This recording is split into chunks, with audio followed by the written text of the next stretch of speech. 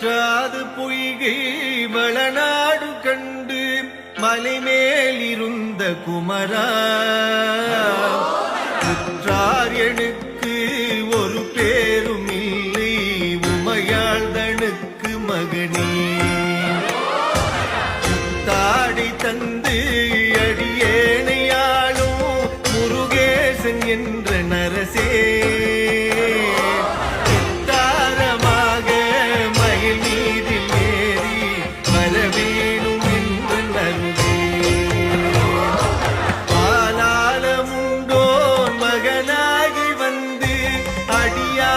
நமக்கு உதவி